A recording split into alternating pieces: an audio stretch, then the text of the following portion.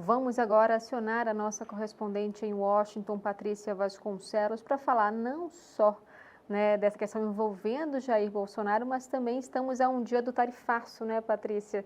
Muita coisa acontecendo nesses últimos dias. Tivemos, no que tange essa questão de Bolsonaro, várias repercussões pelo mundo, inclusive aí nos Estados Unidos, mas também um posicionamento por parte do Escritório de Assuntos do Hemisfério Ocidental do governo norte-americano. A gente tem aqui também, separou aqui, se você quiser falar sobre isso, mas também tivemos uma fala de Lula, que nós vamos falar, trazer um pouquinho à frente aqui no programa, em que ele falou sobre uma possível ligação para Trump, mas não para negociar ali o tarifaço, e sim para tratar de COP30. Muita coisa acontecendo por aí. Qual é a sua avaliação em relação ao governo norte-americano, tanto em relação a esse processo e essa prisão domiciliar de Jair Bolsonaro, quanto do tarifaço? Uma ótima tarde a você. Obrigada pela participação aqui no Poder Expresso.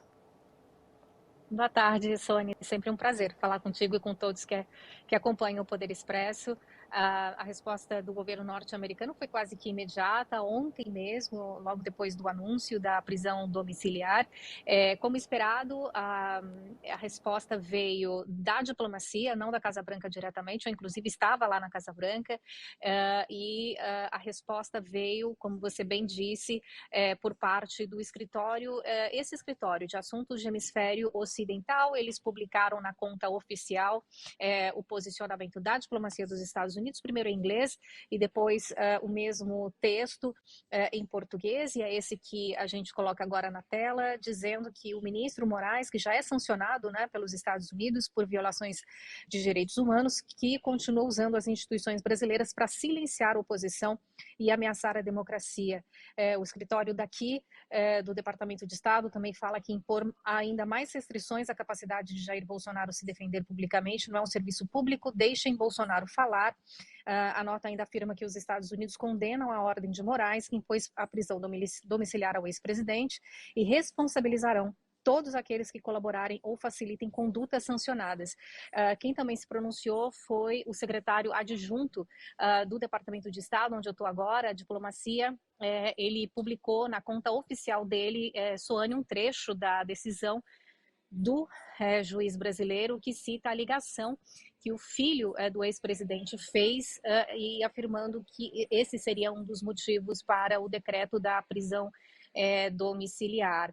Acabou de terminar a coletiva de imprensa da porta-voz do Departamento de Estado e não houve menção ao Brasil nesta coletiva de imprensa. Soane, na semana passada eu tive a oportunidade de questionar o porta-voz também aqui do Departamento de Estado sobre Brasil. Naquele momento, foi um dia, acho que foi um dia depois da inclusão do nome do juiz do STF na lista do Departamento de Tesouro. Eu questionei naquele momento, na semana passada, o porta-voz daqui sobre a possibilidade de novas sanções, e a resposta naquele momento foi a de que ele não falaria sobre novas sanções, mas que a inclusão do magistrado brasileiro na lista do Departamento de Tesouro é um indicativo do quão sério o governo daqui leva esse assunto que se refere à liberdade de expressão. E o governo norte-americano sempre falou muito, Soane, sobre a necessidade de se cumprir a liberdade de expressão no que se refere às plataformas digitais.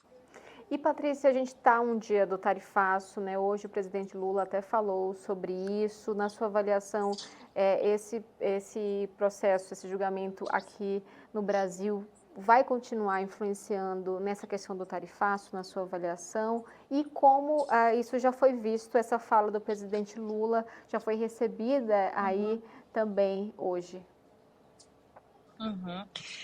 Sobre o que disse o presidente brasileiro, de estar disposto a conversar e convidar para a COP, eu não tive um posicionamento oficial do governo norte-americano em relação a isso, Soane. O que eu notei, eu posso relatar para você, foi uma mudança do próprio presidente em relação a como falar sobre isso. A última vez que ele falou sobre o Brasil foi na sexta-feira, quando ele estava para embarcar para Nova Jersey. Foi quando a gente fez um quebra-queixo ali, e ele disse que o Lula pode chamar a qualquer momento, né? Em uma resposta dada à pergunta de uma outra jornalista também brasileira, e eu estava ali naquele momento, mas ele falou muito rapidamente sobre isso e quis reforçar naquele momento, Soane, que ele ama o povo do Brasil. Ele falou isso 2 vezes, que ele ama o povo do Brasil, dando a indicação, isso é uma leitura que eu faço, de que surgiram notícias no Brasil na semana passada, de que poderia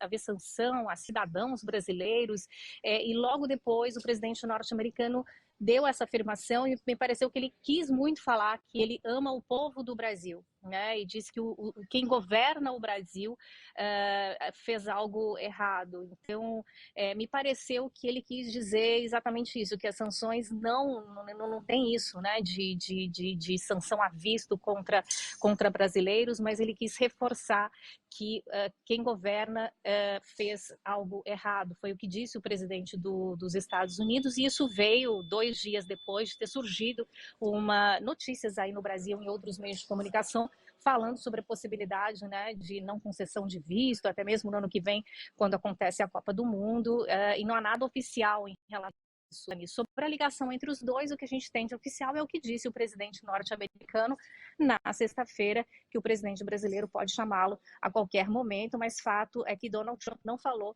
sobre Brasil durante o fim de semana, tampouco essa semana, até hoje. Ele está lá na Casa Branca hoje, Soane. Patrícia Vasconcelos, muito obrigada pela sua participação aqui no Poder Expresso. O espaço fica aberto. Um ótimo trabalho para você.